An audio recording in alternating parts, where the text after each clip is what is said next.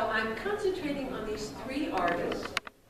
Duccio and Giotto are 14th century, that is 1300s, and Caravaggio is 17th century. And if we were in Siena today, Palm Sunday, around 1303, 1305, 1307, it was the big altarpiece was finished. This icon, or this image of Jesus entering Jerusalem, this would be taken off this enormous altarpiece and paraded around the city with palms and songs and much cheering, much noise. It would be paraded all the way around and then put back into the church itself, with the Duomo, the main cathedral. There are many communities in Greece today who do the same thing. That is, they take the image of Palm Sunday, Jesus entering Jerusalem. They parade it around their small town, their small village, with songs, with candles, bring it back in, and then everybody gets bread to eat, free bread to eat. So this is Duccio's image. The icon itself of the image is a little smaller than it but it's held way up so everybody can see it. And it's part of a huge altarpiece. I just want to show you, Duccio is here in Siena, and Giotto is in Florence. Of course, Caravaggio is going to be in Rome, and you all know what Rome is. So that just locates you. Both these artists are 14th century. They knew each other, a little competitive. Giotto was kind of way ahead of his time in terms of naturalism.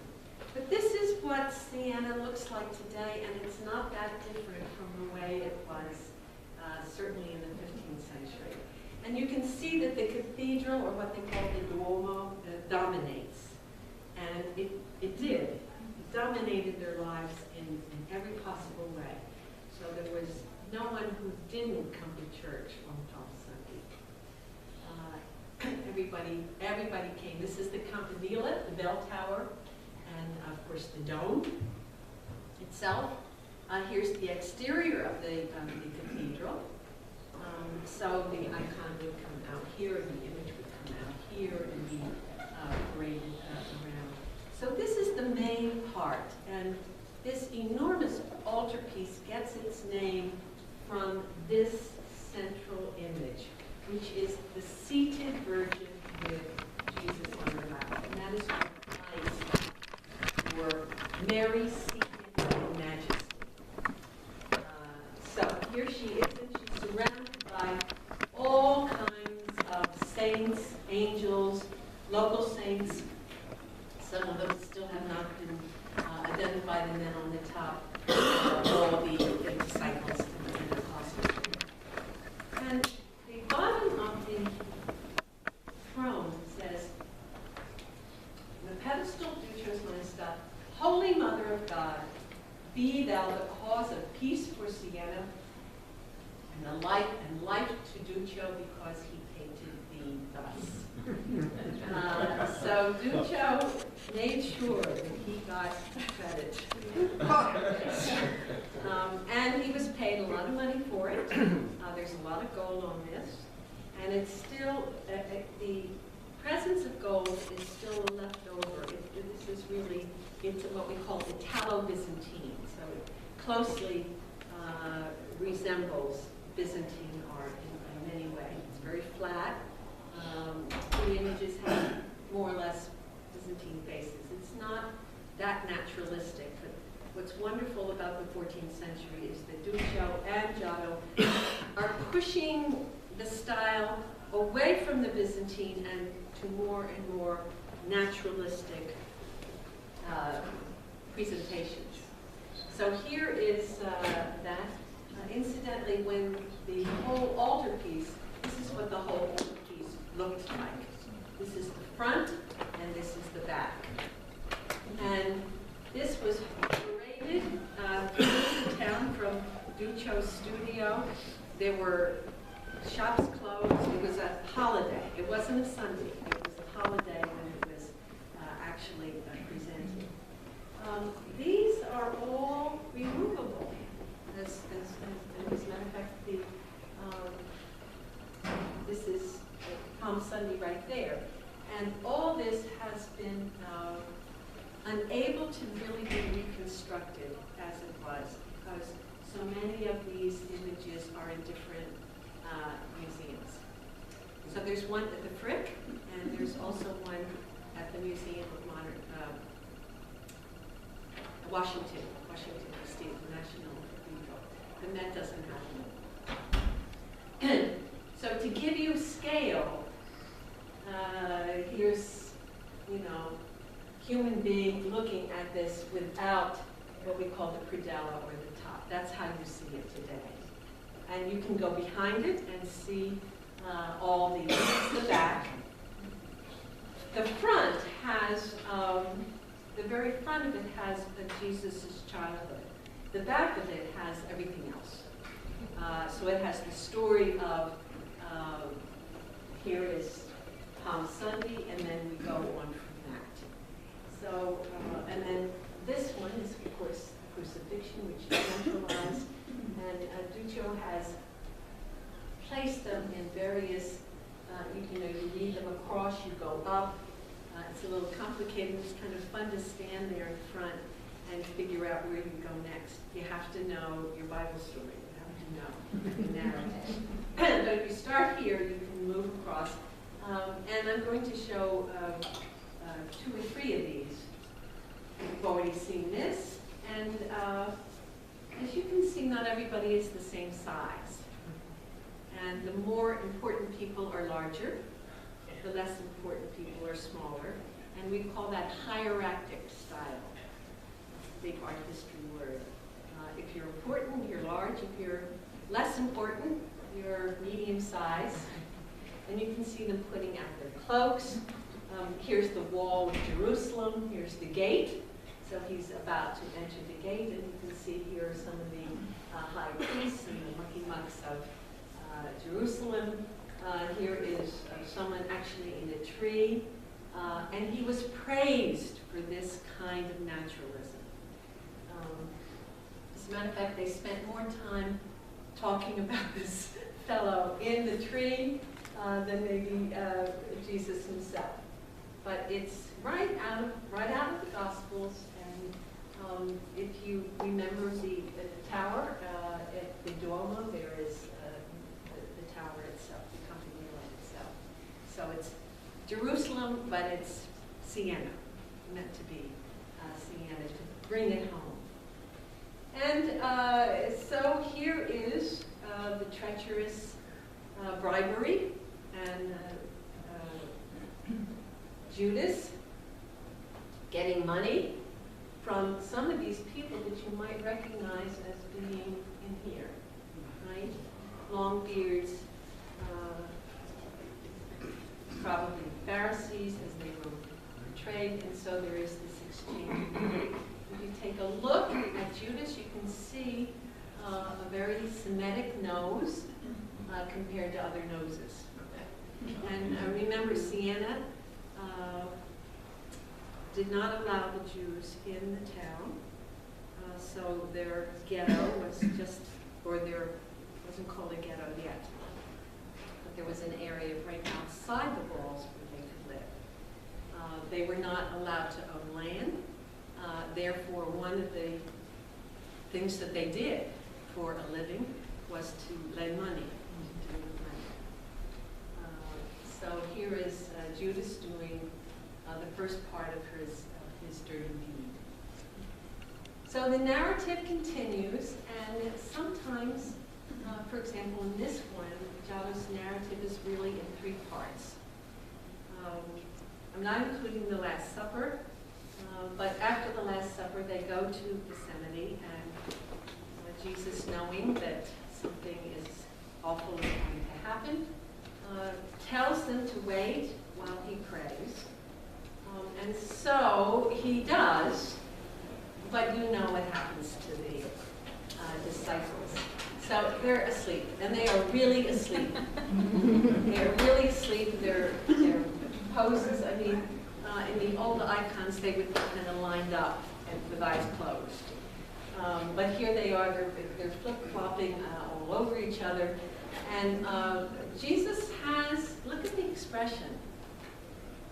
So to have a Jesus who's still alive, who's the angel, please let this cup pass from me, according to your will, whatever. It's just a little blurry, but I think you can see what's happening. So this is episode maybe 2 or 3. He does it 3 times according to Gospel of Luke. And then he chastises them. You know, couldn't you stay awake? I'm in big trouble. Can't you do it? So in a way, this is the first betrayal, right? They're not coming along. They don't believe. They can't believe. They don't want to believe that one of them, will betray him. I think they're already afraid. One of the things we do is fall asleep when we can't feel. And so I think this is very evocative of that. He's kind of scolding them here, and yet the whole thing is repeated yet again. Look at this fellow. Can you see him? Have you ever seen? People usually snore in this position. All right, so they're all folded up, and I consider this really the first betrayal. This is obviously Peter. And of course, this is the kiss, the one that the kiss that identifies Jesus to the Roman soldiers. And there are really 3 parts to this. This is the kiss. This is Peter getting angry and cutting off the ear of one of the slaves of the Roman soldiers. And then here they are fleeing. So you have the dreadful kiss. And this is the crux of the betrayal, and how more intimate could it be than a kiss? Right? Think about with whom you share a kiss, even a greeting. When my niece was living in Spain, in Madrid, we met her friends, and they do this kiss cheek and cheek, and I was appalled. I know it's European. It wasn't the first time I came across it, but to be that intimate with someone that I didn't know was, I got into it. It wasn't that big a deal. But nevertheless, it is, and certainly from what I gather at this time, it's a special reading. It's an intimate itself.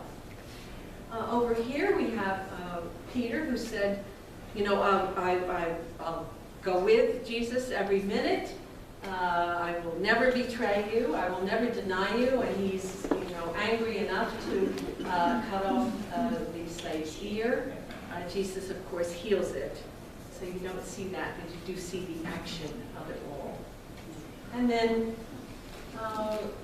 you have the last part here where they're fleeing. I mean, they are scared to death. So Duccio has this dramatic human emotion expressed in 3 parts. The betrayal, the anger, and then the fear that makes them literally run for their lives. They don't want to be associated. They might be arrested, killed also. And so here they go. Look at their faces. So Byzantine art is not terribly expressive, but 14th century Italians, they get into it. So you have to imagine people who are illiterate, who can't read the Bible, but they can see the stories and judging from the faces and the drama, it's kind of mime, and they understand it in terms of human emotion. Here is Peter denying being accused of being a Galilean. This is a group by the fire. Jesus is being quizzed and interrogated in the next room. She points her finger at him. He denies. The hand is up. I don't know him. She says, you speak like him. You don't have, we know if you come from New York City. Or, Austin, Texas. The speech is there. And yet he denies it. Here's the fire, making it real, making it as real as possible. The thing that Duccio did, though, was place this right below Jesus being quizzed. So you have here denial and betrayal, juxtaposed with Jesus, who says, is asked, are you this, are you that, did you do this, did you do that? Most of the time he's quiet. At one point he says, you have said it. And at one point he says, yes, or I am the Messiah. Actually says that. So he's going through this, and Peter, they put right next to each other. We read from one to the other, outside, inside. Telling the truth, representing himself as who he is, complete denial. Complete denial. Here is the crucifixion, and I'm going to end this part of Duccio with, this is of course that center panel that's even larger. It's a little larger than the entry into Jerusalem. Look at Mary. I mean, she is really looking up at her son. Here is Magdalene, all in red, and it's real grief and real sight instead of I have this kind of blank look about it. All the hands, all the gestures, but mostly the facial expression. All right, so let's go to Giotto, who is from Florence here, but what we're going to look at, he is a Florentine, but what we are going to look at is from Padua. And Padua is up here. And they commissioned Giotto to decorate a chapel in Padua. So he's a Florentine, and Florence is really ahead of the game artistically. Some people think it's because there's more Greek and Roman statues and images around. And so they've been looking at the naturalism of the Greek and Roman statues, one theory of it. So let's take a look at this. I think I've seen, maybe you remember this before, I use it often. It's a chapel. And it was financed by Enrico Scriveni. It's also called the Arena Chapel because right over here was an old Roman amphitheater. And there's still some stones. If you go there today, you can see where the theater was. So it's called both the Scriveni Chapel or the Arena Chapel. So it's Romanesque style. It's not very fancy on the inside. But it was donated by Enrico Scriveni, who was a moneylender. He's a usurer. Not only that, his father was a usurer. It's a family business. And his father, Rinaldo, was so vicious about getting his money back. He got arrested several times. And Dante put Enrico in the seventh circle in hell for being so terrible about this. They're not Jewish, all right? They're Italians. They're bigwigs in the town of Padua. And Enrico is, after Dante's book comes out, Enrico is a little worried whether he's going to be, in the seventh circle in hell also. Why not dedicate, build a chapel to save his soul, and maybe his father's, right? So this